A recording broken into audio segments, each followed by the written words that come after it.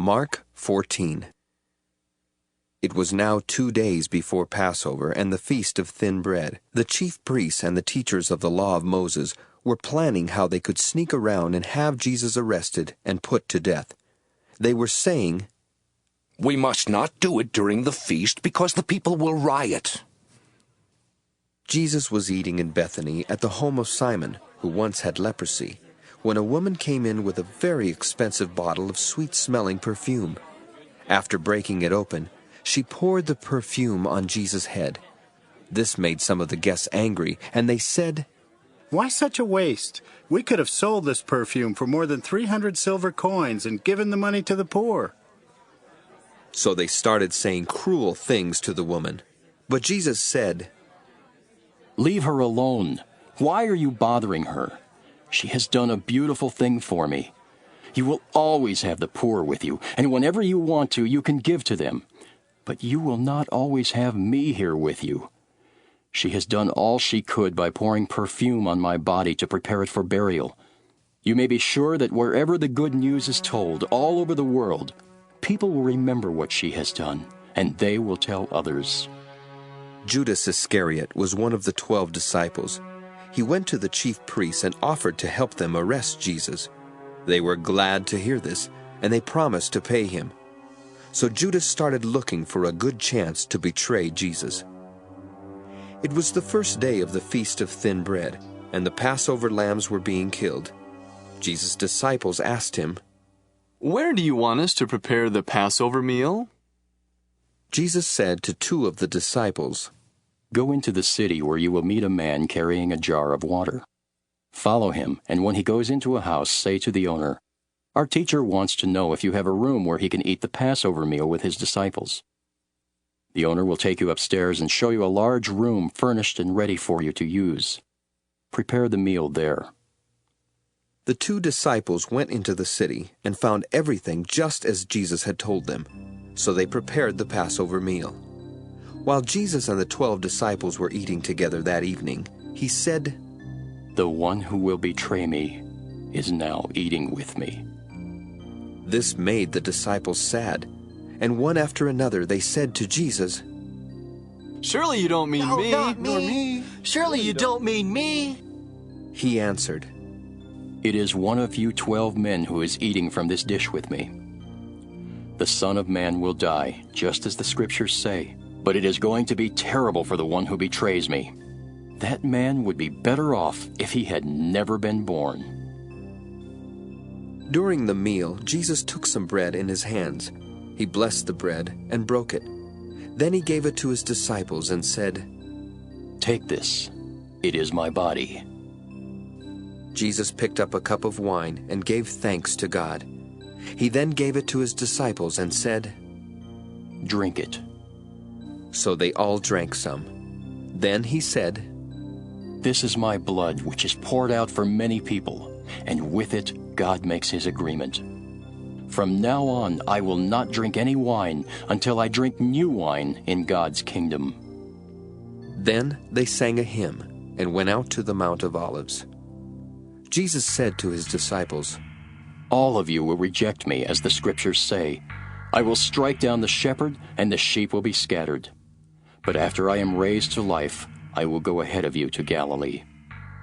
Peter spoke up. "Even if all the others reject you, I never will." Jesus replied, "This very night, before a rooster crows twice, you will say 3 times that you don't know me." But Peter was so sure of himself that he said, "Even if I have to die with you, I will never say that I don't know you." All the others said the same thing. Jesus went with his disciples to a place called Gethsemane, and he told them, "Sit here while I pray." Jesus took along Peter, James, and John. He was sad and troubled, and told them, "I am so sad that I feel as if I am dying. Stay here and keep awake with me." Jesus walked on a little way. Then he kneeled down on the ground and prayed, "Father, if it is possible, don't let this happen to me. Father, you can do anything. Don't make me suffer by having me drink from this cup. But do what you want, and not what I want. When Jesus came back and found the disciples sleeping, he said to Simon Peter, Are you asleep?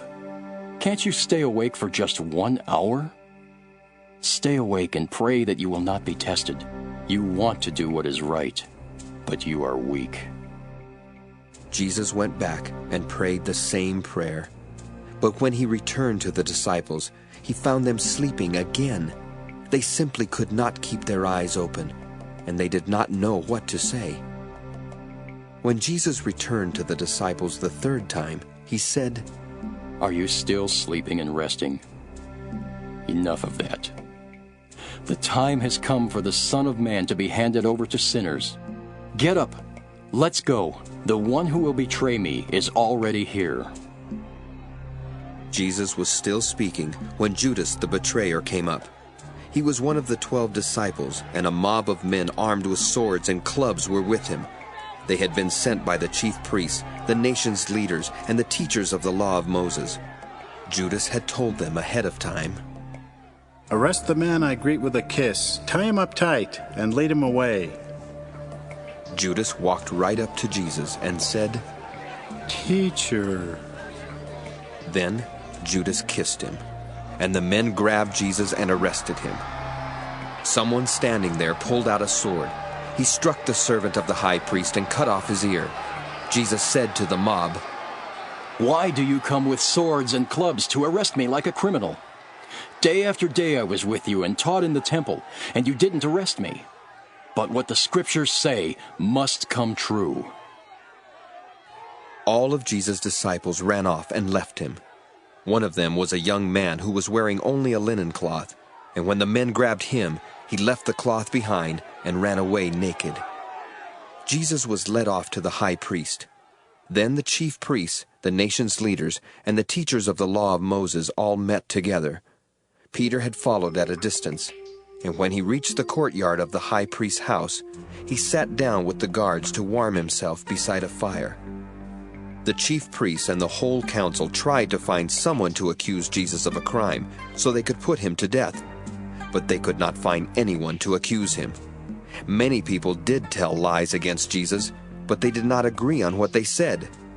Finally, some men stood up and lied about him. They said, We heard him say he would tear down this temple that we built. He also claimed that in 3 days he would build another one without any help. But even then they did not agree on what they said. The high priest stood up in the council and asked Jesus, Why don't you say something in your own defense? Don't you hear the charges they are making against you? But Jesus kept quiet and did not say a word. The high priest asked him another question. Are you the Messiah, the Son of the glorious God? Yes, I am. Jesus answered, Soon you will see the Son of Man sitting at the right side of God All-Powerful and coming with the clouds of heaven. At once the high priest ripped his robe apart and shouted, Why do we need more witnesses? You heard him claim to be God. What is your decision?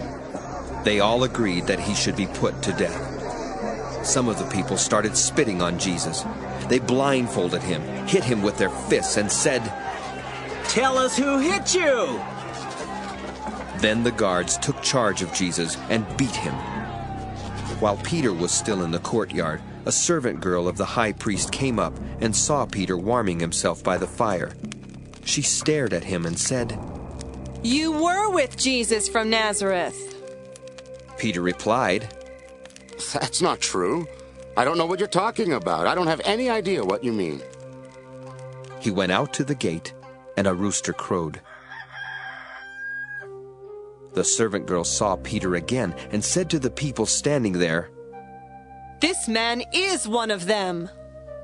No, I'm not. Peter replied. A little while later, some of the people said to Peter, You certainly are one of them. You're a Galilean. This time Peter began to curse and swear. I don't even know the man you're talking about. Right away the rooster crowed a second time. Then Peter remembered that Jesus had told him, "Before a rooster crows twice, you will say 3 times that you don't know me." So Peter started crying.